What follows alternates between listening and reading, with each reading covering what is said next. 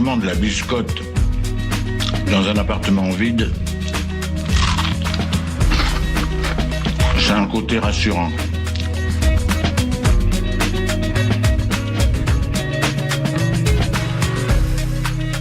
Le réveil à l'ouest, de 7h à 8h sur Westrack Radio. Je voudrais une omelette jambon fromage et une omelette frite normale. Je suis navrée, nous ne servons plus le petit déjeuner, nous sommes passés à la formule déjeuner. Je voudrais un petit déjeuner.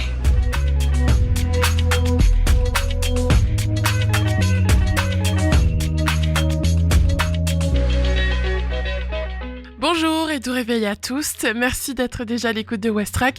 C'est Margot avec vous durant 1 heure. On va se réveiller ensemble et démarrer la journée de la bonne manière. Au programme, vous allez retrouver d'abord la météo, l'infotrafic, le reportage du jour qui portera sur le petit chaperon rouge du Haddock Festival au micro de Sarah. Mais il y aura également la chronique gourmande du jeudi, l'agenda sortie de ce soir et la découverte Ferrarock de la semaine. Mais avant tout ça, on commence avec les actualités locales. 7h. Les infos locales sur Westrack Radio.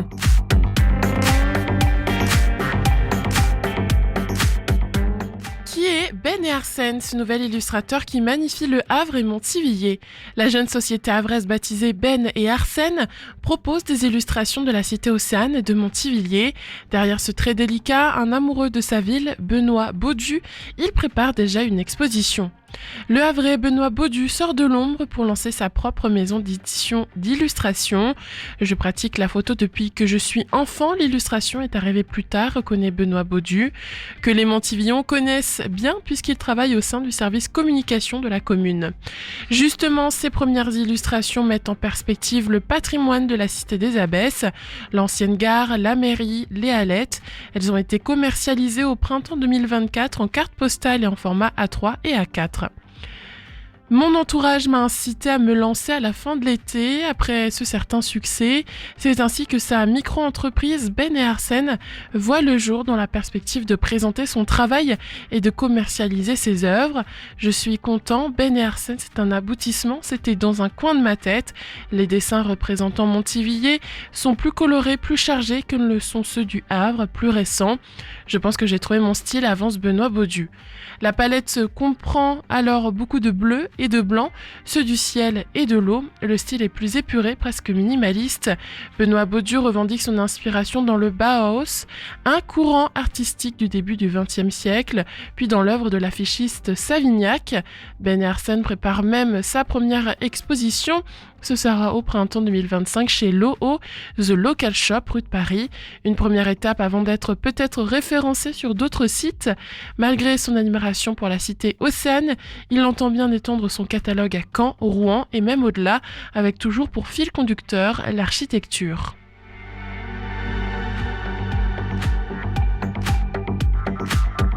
Logistique, une ligne ferroviaire, Le Havre-Rennes à l'étude. Aropa organise avec Bimodal un webinaire aujourd'hui sur le thème de l'ouverture d'une ligne ferroviaire entre le port du Havre et Rennes et consulte les logisticiens. Des dizaines de milliers de conteneurs transitent chaque année entre le port normand et la région Bretagne.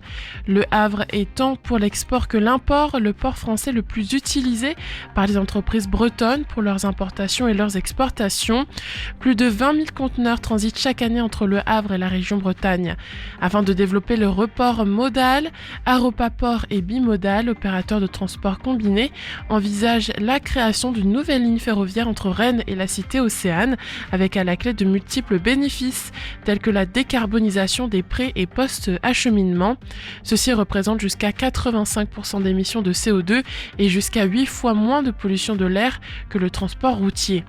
Cela permettra de désengorger les routes bretonnes et les accès au port du Havre, ainsi que de soutenir les ambitions régionales de multiplier par 6 la part du transport par train d'ici 2040.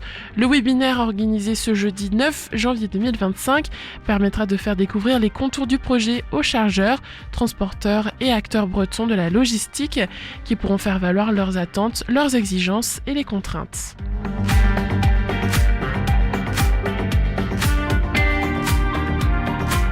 Près de Fécamp, des ateliers théâtre pour faire se rencontrer des univers éducatifs différents. Des comédiens de la compagnie Acté vont à la rencontre chaque lundi d'élèves de l'école de Valmont et de l'ITEP du logis Saint-François pour des ateliers théâtre avec un objectif à tenir pour juin 2025. S'exprimer, développer l'imagination, jouer des émotions, chaque lundi en lien avec le théâtre Le Passage à Fécamp, des comédiens de la compagnie Acté viennent à la rencontre d'élèves de CE2, CM1, CM2 de l'école de Valmont. David Charcot et Valérie Diom travaillent chacun avec un groupe. Sont également présents des élèves de l'Institut thérapeutique, éducatif et pédagogique, l'ITEP du logis Saint-François. C'est l'association de Thiétreville. À ces derniers, ces rendez-vous peuvent offrir une image positive de l'école. Cela crée en eux cette envie de revenir et de retourner vers un milieu social normal, constate Jordan Lefebvre, enseignant adapté à l'ITEP. Au sein de son groupe, David Charcot réclame la bienveillance afin que chacun puisse s'exprimer comme il le souhaite. Des mains se lèvent rapidement lorsqu'il lance une idée, d'écrire les rêves que l'on a pu faire une nuit. Au terme de ces 20 heures d'atelier, l'objectif est d'offrir un spectacle début juin à la salle de la Concorde à Valmont.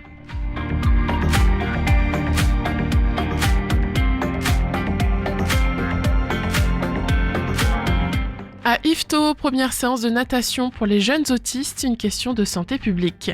Mardi 7 janvier 2025 s'est tenue la toute première séance d'aisance aquatique à destination des jeunes autistes à la piscine Écobulle à Yvetot. Les enfants avec troubles du spectre autistique TSA sont invités à s'inscrire pour les prochains cycles de 6 séances gratuites. C'est une question de santé publique, affirme Chantal Nallet, vice-présidente du CDOS 76, comité départemental olympique et sportif. Donner des cours d'aisance aquatique aux jeunes autistes relève de ce niveau d'importance quand on sait que la noyade est la première cause de mortalité des enfants autistes. Ils n'ont pas peur de l'eau et ne prennent donc pas suffisamment de précautions, relève Chantal Nallet.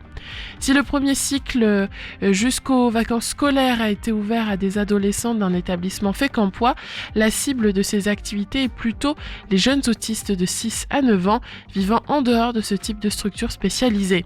Nous voulons qu'ils viennent avec un aidant, un parent, grand-parent, avec eux dans l'eau pour continuer la même démarche pédagogique au-delà des séances. L'objectif n'est pas de rendre les enfants autonomes dans l'eau en 6 séances, mais de les voir plus à l'aise, se débrouiller et garder la tête hors de l'eau. Le matériel de la piscine sera également mis à disposition si besoin, assure Daphné Charlot, directrice de l'établissement.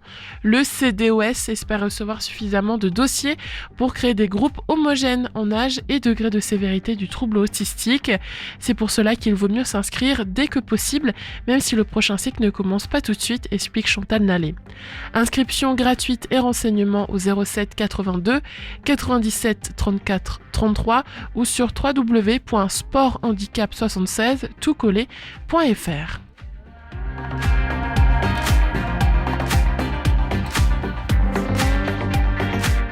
Football, hack, c'est officiel pour Opéry, le défenseur file à l'Istanbul Başakşehir.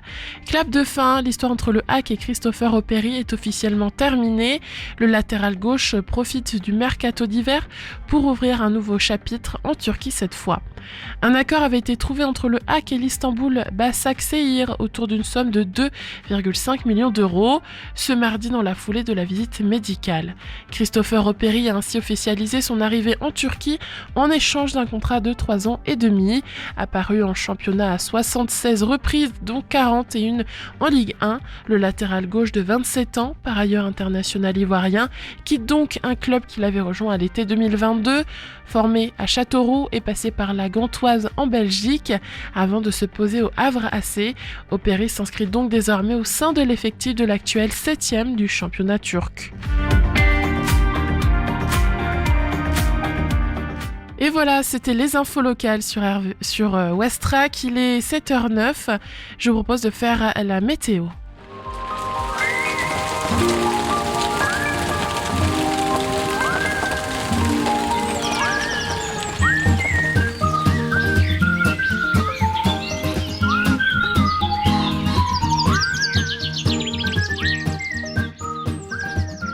Au Havre, la journée sera rythmée par un mélange de soleil et de nuages, accompagné d'averses occasionnelles.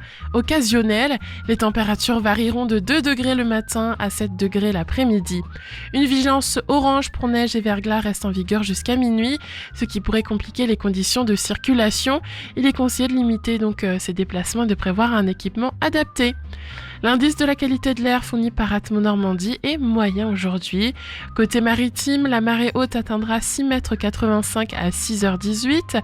Elle redescendra ensuite pour atteindre 2,35 m à 13h03 avant de remonter à 6,87 m à 18h44.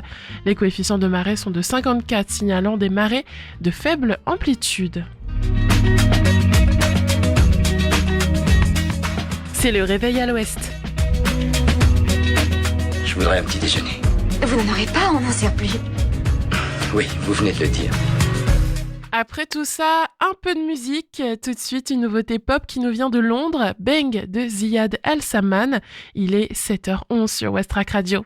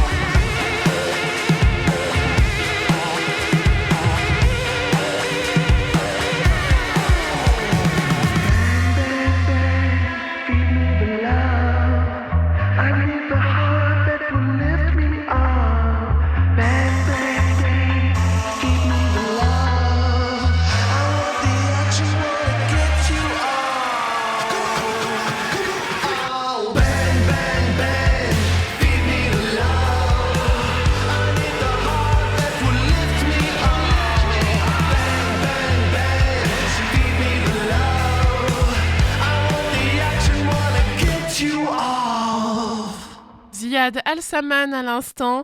Merci de votre fidélité. Tout de suite, un point sur le trafic.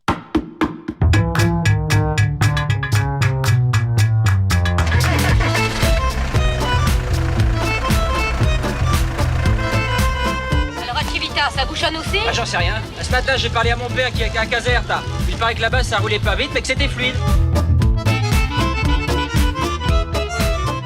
Alors ce matin, quand on regarde sur la carte, eh bien, il n'y a pas de ralentissement. Par contre, il y a des petites inondations à quelques points, notamment place de l'Hôtel de Ville, boulevard de Leningrad, au niveau donc du boulevard de Leningrad, comme je l'ai dit, mais aussi du boulevard Jules Durand, au niveau aussi de la fin du boulevard de Leningrad sur la départementale 6015, au niveau du pont 7.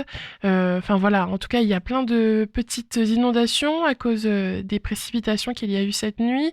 Il y a aussi une route fermée sur la cour Lafayette, toujours au Havre. Donc voilà, ce matin, pas de ralentissement encore, mais à cause de ces petits points orange, il y en aura peut-être plus tard dans la matinée. Donc veillez bien à ne pas partir trop tard de chez vous pour prévoir le retard sur les routes au cas où. Et aussi, bien sûr, être prudent et ne pas rouler trop vite avec ces inondations inondations qui sont un peu présentes sur toute la ville.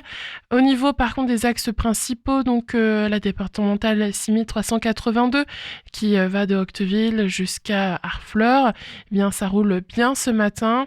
Pareil sur la départementale 489 qui passe devant l'hôpital Jacques Monod, Montivier, puis qui remonte vers Angerville-Lorcher, Épouville, Manégly jusqu'à Goderville.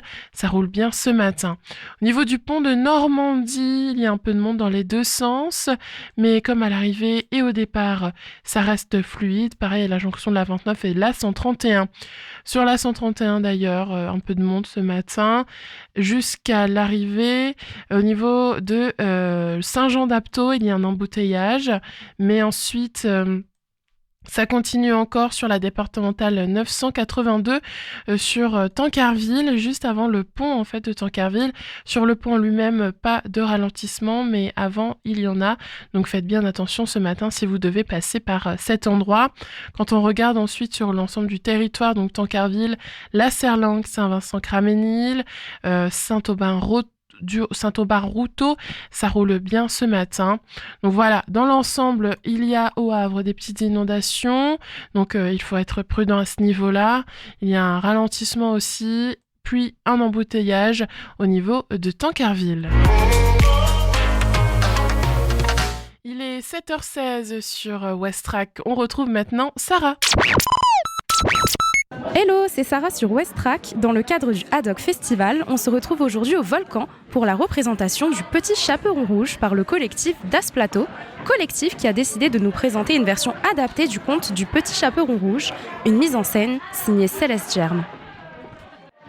Nous sommes juste avant d'entrer dans la salle. Les enfants sont en train d'arriver pour s'installer, prêts à regarder le spectacle.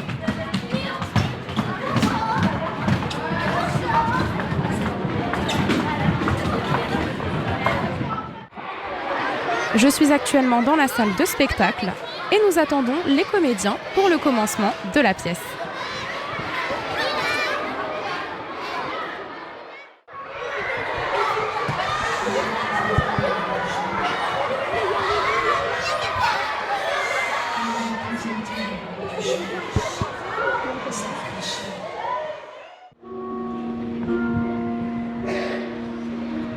Sa mère lui dit un jour: Viens par ici, petit chaperon rouge. Tiens, voilà un morceau de gâteau et une bouteille de vin. Va les porter à ta grand-mère qui habite à l'extérieur du village. Elle est malade et affaiblie, et cela lui redonnera des forces. Mets-toi en route avant qu'il ne fasse chaud. Et quand tu sortiras du village, marche bien gentiment. Et ne t'écarte pas du chemin, sinon tu tomberas et tu casseras la bouteille et ta grand-mère n'aura rien. Si j'apporte à ma grand-mère un bouquet fraîchement cueilli, cela lui fera plaisir aussi. Il est si tôt que je serai quand même à l'heure. Elle s'écarta donc du chemin pour s'enfoncer dans la forêt et se mit à chercher des fleurs. L'orchidée!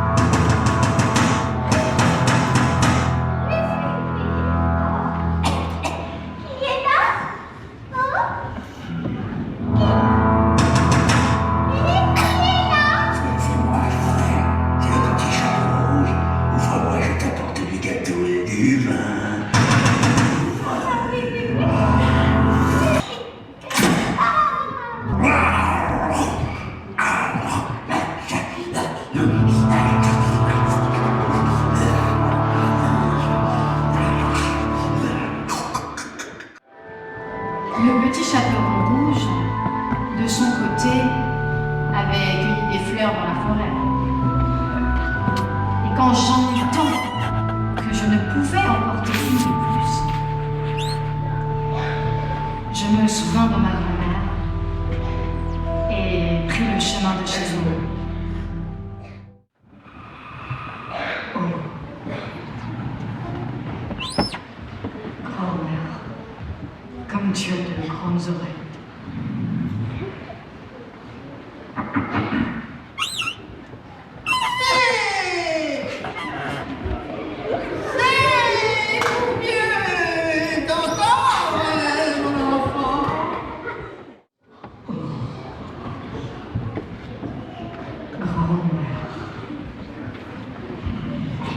Comme tu as de grandes mains. C'est pour mieux t'embrasser.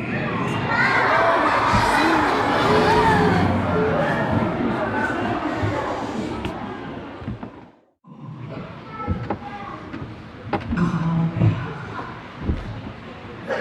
comme tu as une queue grande et effrayante. C'est pour mieux te dévorer.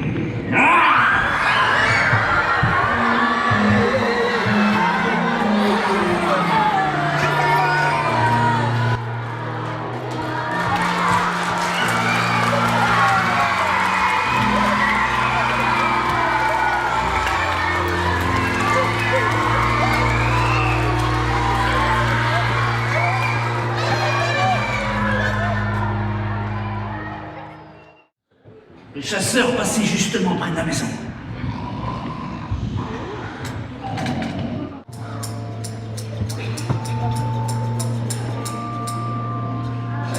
Excusez-moi.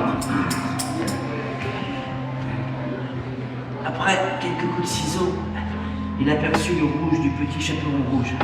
Et quelques autres coups de ciseaux plus tard, la fillette bondit hors du ventre du loup en s'écriant « Mon Dieu, comme j'ai eu peur! Il faisait si noir dans le ventre du loup. Noir, nuit noire, roulé dans le noir. » La vieille grand-mère sortit à son tour, vivante elle aussi, mais respirant à grand-peine. Tu ne t'écarteras plus jamais toute seule du chemin. Tu n'iras plus dans la forêt, si ta mère te l'a interdit. Un autre loup m'adressa la parole et voulut me détourner du chemin. Mais j'étais sur mes gardes. Je ne m'écartais pas de mon chemin.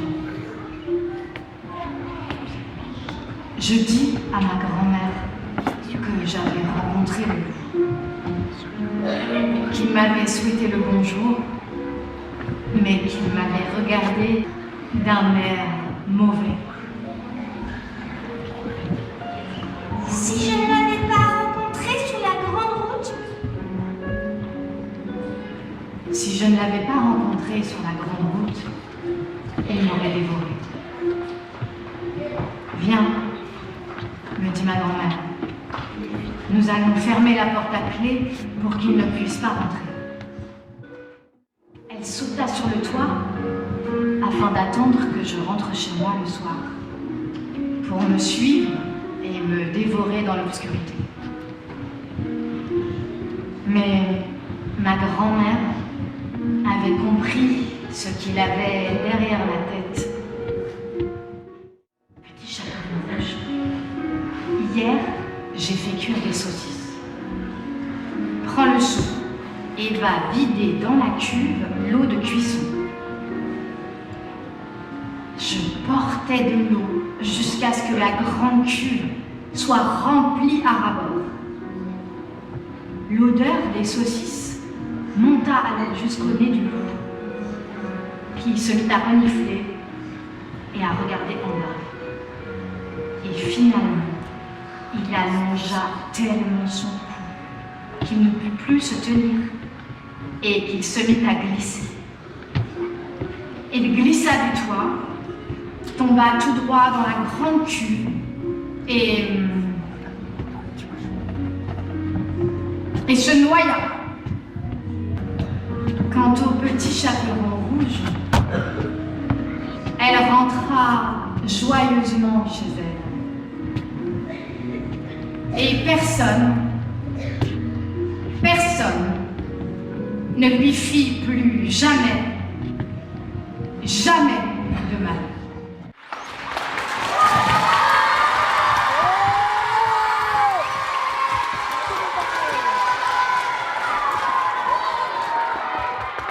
Je suis avec Maëlys Ricordo du collectif Das Plateau. Bonjour Maëlys. Bonjour. Dans un premier temps, est-ce que tu peux te présenter ? Oui, alors je suis comédienne, j'ai une formation de comédienne et j'ai créé avec la metteuse en scène Céleste Germe le collectif Das Plateau il y a un peu plus de 15 ans maintenant. Voilà, et on mène ensemble du coup ce travail de collectif depuis toutes ces années. Donc on a fait pas mal de spectacles ensemble maintenant. Aujourd'hui, on se retrouve pour parler de la pièce Le Petit Chaperon Rouge. Est-ce que tu peux nous la présenter en quelques mots ? Ouais, alors c'est la première fois qu'on travaille sur un spectacle tout public. D'habitude, on a toujours fait des spectacles pour adultes. Et c'est Céleste, en fait, qui a eu l'intuition que notre écriture, notre langage pouvait s'adresser aux enfants, parce qu'on a un travail qui est très immersif. Et du coup, elle s'est dit que ça pouvait être intéressant, quoi, de réfléchir à un spectacle pour enfants. Et puis, assez vite, moi, j'ai pensé au Petit Chaperon Rouge. Et voilà, et Céleste trouvait que c'était super aussi. On a cherché les versions, et parce qu'on avait envie que ce soit une petite fille, quoi. Ça nous intéressait, ça. Et il n'y a pas tant que ça de contes avec des héroïnes. Et puis, il y a eu la question des versions. D'abord, on a lu Perrault, et ça nous a pas du tout plu, cette fin dans Perrault. Et puis, Céleste est tombée sur la version des frères Grimm. Et en effet, quand elle me l'a envoyé, on s'est dit, oh là là, c'est incroyable, on connaît pas cette deuxième fin, en fait. On connaît souvent la fin de Perrault. Ça pourrait être magnifique, quoi, de porter cette version-là sur la scène. C'est ce que j'allais te dire, Le Petit Chaperon Rouge, ça a traversé les âges et ça a été raconté de nombreuses façons, comme tu l'expliquais très justement. Et votre spectacle, c'est vraiment une approche plus submersive et féministe. Alors, comment ça se reflète concrètement dans la mise en scène ? Alors, subversive et féministe, en fait, nous, on a eu l'impression vraiment de lire le conte. Enfin, on n'a pas eu l'impression de faire une nouvelle version. C'est simplement, par contre, cette deuxième partie, finalement, cette dernière partie, plutôt pas deuxième partie, mais la fin, en fait, elle est tellement méconnue que d'un coup, on réentend le conte différemment. Et en effet, chez les frères Grimm, le conte est en lui-même beaucoup plus féministe, puisque la petite fille trouve de l'aide auprès de sa grand-mère, donc auprès d'un adulte, et ensemble, dans cette force de sororité, elle trouve la force, en fait, de s'en sortir, de se sortir des griffes du loup.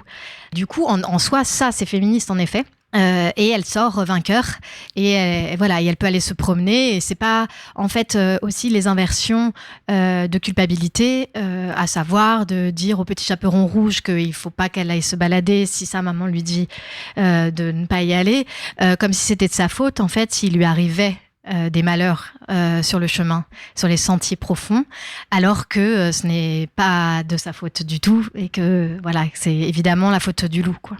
Justement, Le Petit Chaperon Rouge, je trouve, à titre personnel, qu'il est vraiment plus courageux et déterminé dans le spectacle. Est-ce que tu peux me parler un petit peu de l'évolution de la psychologie du personnage qu'on voit évoluer complètement pendant le spectacle ? Merci déjà.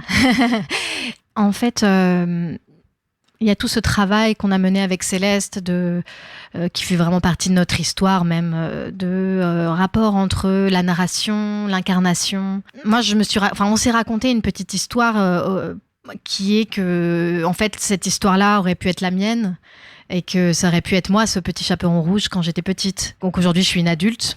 Ça vient aussi du fait que je ne suis plus une enfant, et que du coup, pour incarner ce personnage, moi, j'avais besoin aussi de me raconter quelque chose, et cette histoire-là, m'intéressait beaucoup, quoi, de travailler sur la mémoire, en fait.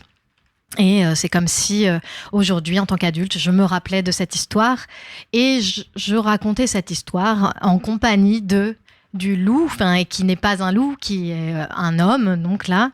Et en fait, on est capable aussi, un homme et une femme sont capables aussi de prendre en charge ce récit aujourd'hui et de le prendre en charge ensemble. Donc voilà, donc on fait des espèces d'aller-retour entre la narration et l'incarnation. Donc lui aussi, d'ailleurs, en tant que narrateur, il n'est pas un loup, il raconte aussi l'histoire avec moi et ensemble, on pourra s'en sortir en fait. Donc aussi, pour nous, c'est aussi avec les hommes et les femmes. Je ne sais pas si je me décale complètement de cette question de base. En tout cas, oui, le personnage, il évolue pendant toute la pièce, c'est vrai. Simplement aussi, je pense que c'est la même histoire, c'est qu'au départ, on reconnaît beaucoup le conte. Et puis petit à petit, on est là, ah ouais, ok, ce conte, il raconte ça aussi. Et puis il y a cette dernière fin, c'est incroyable. Et puis nous, on a appuyé évidemment sur la question du féminisme. On l'a appuyé, c'est vrai, c'était par rapport à ta question de tout à l'heure, avec la dernière fin de la fin, qui sont 2 images, en effet, à savoir, je mets le loup cousu, qui est une référence à la première image du petit chaperon rouge qu'on coud, et donc de ce loup, de cette peau de loup qui pourrait être cousue et portée comme un costume, de la même manière que le petit chaperon rouge porte le chaperon rouge en costume. Et puis surtout, peut-être, je ne sais pas si c'est surtout, mais en tout cas ces 2 images-là qui travaillent ensemble, le fait de transmettre cette peau de loup à la petite fille, puisque aujourd'hui je suis une femme et je suis en l'occurrence maman, et donc je transmets cette histoire à mon enfant aux enfants. Voilà, en transmettant cette peau de loup, c'est comme lui transmettre aussi cette histoire et la force aussi peut-être aujourd'hui pour traverser les forêts en conscience. J'allais rebondir justement sur l'idée de transmission, que j'aime beaucoup, de jouer cette pièce à des enfants et de leur transmettre quelque part. Tu parlais de toi, de ton toi enfant, tu t'es mis à la place du petit chaperon rouge quelque part, et du coup je trouve ça hyper beau de le transmettre aux enfants d'aujourd'hui, donc merci pour ça. Je te propose qu'on parle un petit peu des autres personnages, entre guillemets. La forêt, déjà pour commencer, qui est hyper impressionnante. Alors les auditeurs qui n'ont pas vu la pièce, on va essayer de leur expliquer un petit peu. C'est un peu un personnage du spectacle pour moi, en tout cas je la trouve très cruciale. Est-ce que tu peux m'expliquer comment tu l'as travaillé avec Céleste Germe, symboliquement et visuellement ? La forêt, ouais, en effet, elle est très présente à l'image. Il y a tout un système, en effet, ça va être peut-être compliqué d'en parler comme ça à la radio si on n'a pas vu du tout, mais en tout cas, il y a un système de miroir, c'est un miroir sans teint, et donc il y a une image aussi derrière. Une projection vidéo, et on projette à la fois sur l'écran derrière la forêt, entre autres d'ailleurs, il y a aussi d'autres images, mais pour parler de la forêt, et aussi une toile en fait qui est imprimée et qui se reflète en fait dans un miroir qui est à 45 degrés, et donc ça crée une vision d'optique, et les 2 images se mélangent en fait. Donc en effet, c'était pour incarner cette forêt profonde, et puis on l'entend aussi cette forêt par les mots, c'est les mots d'Olivier Cadiot, qui est un poète, et on a repris en fait des extraits de son texte qui nous semblait très pertinent par rapport au petit chaperon rouge. Justement, j'allais t'en parler de la scénographie qui mêle filtre et miroir pendant le spectacle. On va parler aussi de la musique. Vous avez combiné plein d'éléments, donc lumière, musique. Est-ce que tu peux m'en parler un petit peu ? Le travail d'immersion, en effet, se fait par l'image, la lumière, bien sûr, parce qu'il y a tout un travail de lumière très travaillé entre la lumière devant, la lumière derrière pour faire apparaître des choses. Et puis la musique, en effet, qui est composée par Jacob Stambach, qui est un des membres fondateurs du collectif, donc depuis toujours, et qui compose assez en amont, en fait, du travail et des répétitions, la musique. Et là, il est venu avec ce matériau-là, avec une inspiration un peu comme Pierre et le Loup, où les instruments en fait sont en lien avec chaque personnage. Et donc il y a la harpe pour le petit chaperon rouge, le trombone pour le loup, et il y a l'orgue qui est assez étonnant, mais qui prenait en charge cette histoire ancestrale qui traverse les générations et les générations. Et ce rapport très emphatique comme ça, on trouvait ça très beau quand il a proposé cet instrument. La musique, elle appuie le récit. Le conte du petit chaperon rouge, comme on en parlait tout à l'heure, mais je reviens un petit peu dessus, c'est un conte qui est très riche en symboles. Comment vous avez joué avec ces symboles pour donner une lecture plus contemporaine ou bien même critique? Ça me parle pas beaucoup, cette histoire de symbole. J'ai plutôt l'impression qu'on est vraiment parti du texte et de l'histoire. On a décortiqué cette histoire, en fait, à la loupe, à la pince à épiler, on disait à un moment donné, quoi, tellement pour essayer de la comprendre et puis de rentrer dedans, et puis de plonger dans toutes les références qu'il y avait. Et donc, le rapport au contemporain, il est de fait contemporain puisque c'est nous, et puis qu'on est des femmes d'une quarantaine d'années en 2024. Mais on s'est pas projeté sur cette question de symbole. On a plutôt eu envie de se saisir du conte au plus proche de ce qu'on avait l'impression qu'il racontait, quoi. On a aussi un aspect très imaginaire du conte, c'est sa nature intrinsèque. Et comme on le disait, c'est un aspect qui a été renforcé par la scénographie avec la lumière, la musique. Alors, quelle place vous donnez à l'imaginaire dans votre mise en scène? Est-ce que c'est l'aspect fondamental dans votre démarche artistique? L'imaginaire, c'est vrai que c'est important. Il y a aussi la magie, presque, un peu dans ce spectacle, avec les apparitions, les disparitions. L'imaginaire, bien sûr, mais comme je disais tout à l'heure, il y a la mémoire, quoi. Ça, c'est vraiment quelque chose qui est très important dans notre travail global d'ailleurs. Mais c'est vrai que dans ce conte, c'est vrai, ça me semble fondamental en effet. À la fois cette question de la transmission, on fait mémoire en se racontant les histoires, quand nos parents nous racontaient des histoires, nos grands-parents et tout ça. Enfin, c'est vraiment une histoire de transmission. Et donc, comment, en fait, ça nous habite chacune, ces histoires-là qu'on nous a racontées. Et puis, comment on fait mémoire, quoi, de ces histoires. Et puis ensuite, comment on fait mémoire d'une histoire, en l'occurrence, compliquée, difficile, terrible même, qui peut nous arriver. Comment on fait mémoire et comment cette mémoire-là permet de s'en sortir, en fait. Derrière chaque œuvre, il y a un sens, c'est ce qu'on est en train de dire. Alors j'imagine que le défi pour vous, avec cette pièce, c'est que le récit soit à la fois accessible aux enfants, tout en ayant une profondeur pour les adultes. Comment est-ce que vous avez adapté le récit, ou du moins, comment est-ce que vous avez équilibré ces deux niveaux de compréhension? Comme je disais tout à l'heure, en fait, on a vraiment eu envie de raconter cette histoire. Enfin, je pense que les enfants comprennent beaucoup de choses. Et il y a, en effet, quand on fait des représentations tout public, il y a une grande circulation, en fait, d'énergie, je pourrais dire, entre les enfants et les adultes, qui est magnifique. Mais on sent une tension, en fait, dans les représentations où il y a des adultes. Parce qu'en effet, l'adulte, peut-être regarde le spectacle, en tout cas avec ses yeux d'adulte. Je sais pas, je pense pas qu'on s'est dit ça sera pour les adultes, ça sera pour les enfants. Enfin, c'est plutôt, encore une fois, qu'est-ce que raconte ce conte, quoi, et qu'est-ce qu'il raconte aujourd'hui à nous tous et toutes, enfants, adultes, quoi, et voilà, et comment ça peut circuler. De l'un à l'autre, et je pense que les enfants, je le sens d'ailleurs de plus en plus. En fait, il y a aussi une culture féministe qui est beaucoup plus présente, par exemple, je pense pour les enfants d'aujourd'hui que moi quand j'étais enfant, et je pourrais même dire que je sens qu'elle évolue au fil des ans, quoi. Enfin, je veux dire, entre il y a 3 ans, on a commencé à jouer le spectacle, et aujourd'hui, j'ai en tout cas l'impression que les enfants entendent très bien tout ce que les adultes entendent, quoi. Il y a une harmonie, une synergie en fait entre les adultes et les enfants. Alors, après cette représentation, quel est le message ou la réflexion que tu aimerais que le public ait emporté avec lui, adulte ou enfant? Aux enfants, en tout cas, c'est en effet, il y a quelque chose de très important. D'ailleurs, quand on fait des bords plateaux, on en parle avec eux, quoi. Un des grands messages, c'est s'il t'arrive quelque chose de grave, parle-en à un adulte de confiance. Si la première personne de confiance n'est pas la bonne personne, trouve une autre personne, un autre adulte de confiance, et à un moment donné, tu trouveras la bonne personne, et on t'écoutera, et voilà, et tu t'en sortiras. Maëlys, merci. Merci beaucoup d'avoir répondu à toutes mes questions.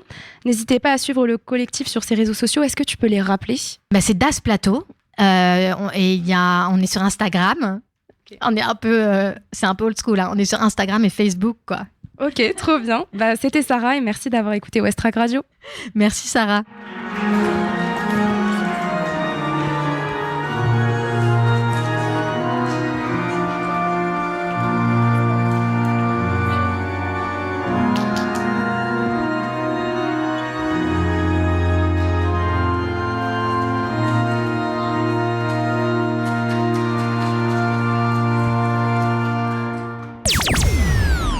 Merci Sarah et merci Maëlys de la compagnie Das Plateau. Vous êtes toujours sur Westrack Radio, il est 7h presque 39. Il est 7h du matin, faut se réveiller. Oh, j'ai sommeil. Bon alors, un peu de musique pour se mettre en train. Je sais pas moi, quelque chose comme Talking about my generation. Aujourd'hui, dans cette chronique gourmande, on va mettre à l'honneur 2 légumes de saison, le navet et le chou rouge. Comme ça, on commence l'année 2025 avec des idées de recettes goûteuses et qui sont en accord avec la nature. Pour la première recette, on va faire des navets caramélisés. C'est très facile et c'est délicieux, en accompagnement d'une volaille ou en version végé, en ajoutant du tofu revenu dans de la sauce soja. Pour la recette, vous allez avoir besoin de beurre, d'une cuillère à soupe de sucre et de 500 g de navets. C'est environ pour 4 personnes. Vous allez d'abord éplucher et laver les navets. Ensuite, dans une casserole, portez l'eau à ébullition. Et ensuite, vous y mettez les navets à cuire 10-15 minutes selon leur grosseur. Pour vérifier la cuisson, vous pouvez planter un bout de navet avec une pointe de couteau, comme pour les pommes de terre en fait. Ensuite, vous les égouttez. Dans une poêle, vous faites chauffer un peu de beurre, vous faites revenir les navets pour qu'ils dorent et vous n'aurez plus qu'à saupoudrer de sucre. Vous remuez, vous ajoutez un petit peu d'eau, 10 centilitres environ pour finaliser. Et vous faites revenir les navets jusqu'à ce que tout soit évaporé dans la poêle. Ensuite, vous n'aurez plus qu'à servir avec la viande ou la protéine de votre choix. Pour la deuxième recette, on va faire une soupe au chou rouge. Une recette simple et rapide pour concocter une savoureuse et originale soupe au chou rouge. Elle pourra être servie avec quelques croûtons, par exemple. D'abord, vous allez faire blanchir le chou rouge dans une marmite d'eau bouillante. Vous détaillez en lanières. Vous épluchez et vous coupez 3 pommes de terre en morceaux. Vous pelez et vous émincez 2 oignons. Dans une cocotte, vous faites revenir les oignons. Vous ajoutez les pommes de terre et les lanières de chou rouge. Vous couvrez de bouillon. Vous salez et vous poivrez. Vous laissez mijoter environ 30 minutes. Ensuite, vous n'aurez plus qu'à mixer les légumes et les oignons avec une généreuse louche de bouillon. Vous n'aurez plus qu'à servir bien chaud. En plus, vous allez voir, ça vous fera une belle soupe toute rose, mais naturelle. Bon début de journée à tous sur Westrack Radio. Dans quelques minutes, il y aura le flash des infos locales. Juste avant, c'est Home Counties, Bethnal Green, une nouveauté rock.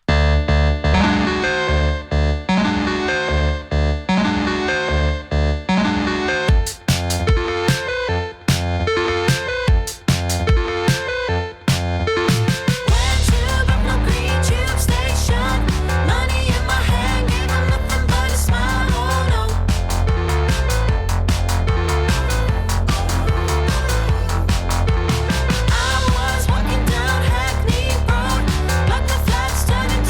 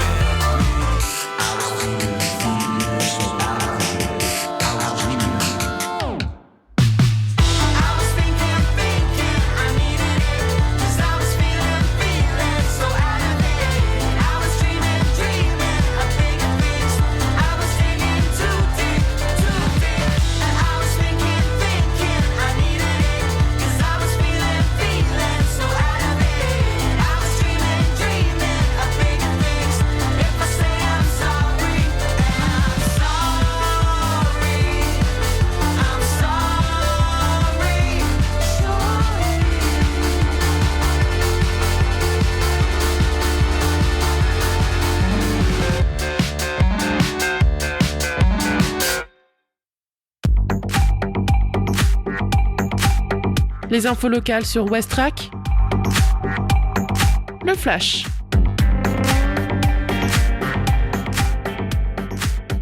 Qui est Ben Hersen, ce nouvel illustrateur qui magnifie Le Havre et Montivilliers. La jeune société havraise baptisée Ben et Hersen propose des illustrations de la cité Hauts-Seine et de Montivilliers.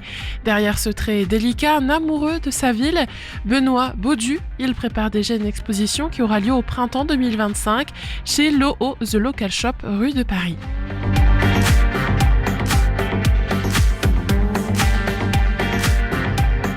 Logistique, une ligne ferroviaire, Le Havre-Rennes à l'étude. Aropa organise avec Bimodal un webinaire aujourd'hui sur le thème de l'ouverture de lignes ferroviaires entre le port du Havre et Rennes et consulte les logisticiens. Des dizaines de milliers de conteneurs transitent chaque année entre le port normand et la région Bretagne, avec à la clé de multiples bénéfices tels que la décarbonisation des pré- et post-acheminement.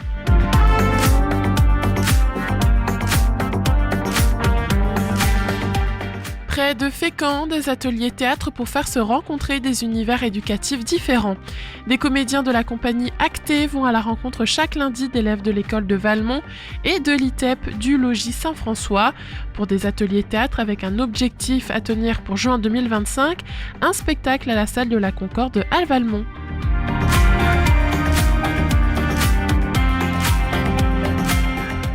À Yvetot, première séance de natation pour les jeunes autistes, une question de santé publique. Mardi 7 janvier 2025 s'est tenue la toute première séance d'aisance aquatique à destination des jeunes autistes à la piscine Écobule à Yvetot.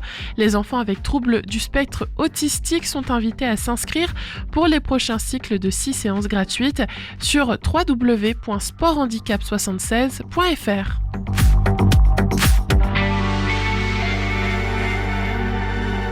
Football, hack, c'est officiel pour Opéry, le défenseur file à l'Istanbul Basaksehir. Clap de fin, l'histoire entre le hack et Christopher Opéry est officiellement terminée. Le latéral gauche profite du mercato d'hiver pour ouvrir un nouveau chapitre en Turquie cette fois.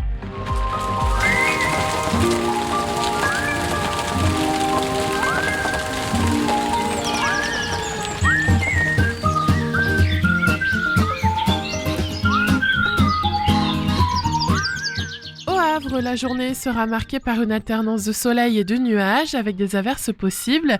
Les températures oscilleront entre 2 degrés le matin et 7 degrés cet après-midi.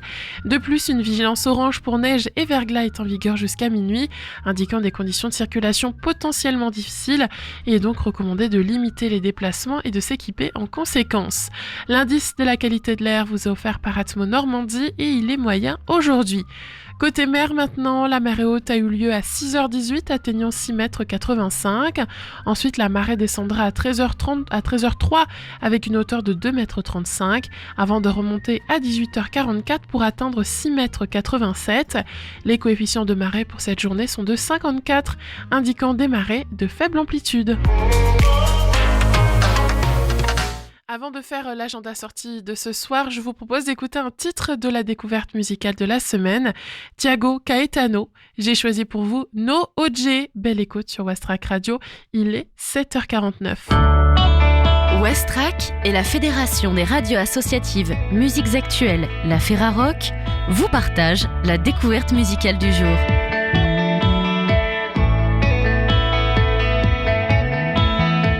Outra vez senti que eu podia mudar. Desta vez botei meu orgulho de lado. Se eu pudesse me transportar, iria visitar teu infinito céu. O pecado original.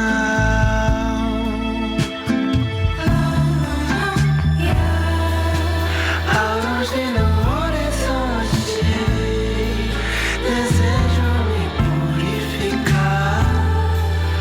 Posso te prometer.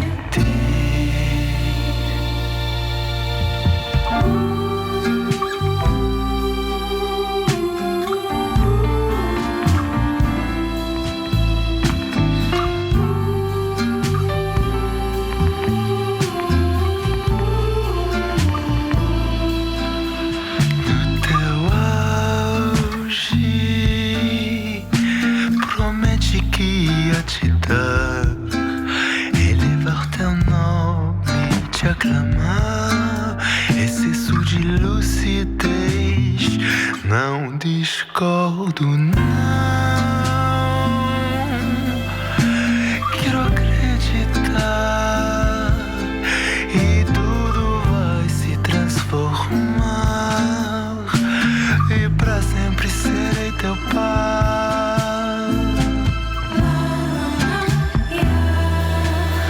Longe no horizonte, desejo me purificar. Posso te prometer.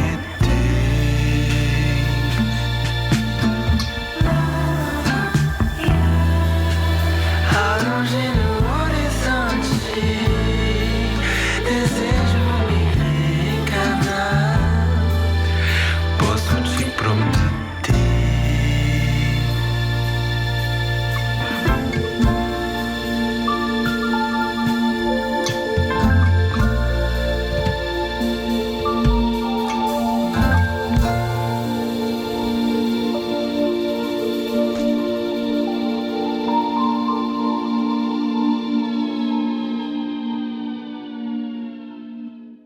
C'était le Brésilien Thiago Caetano.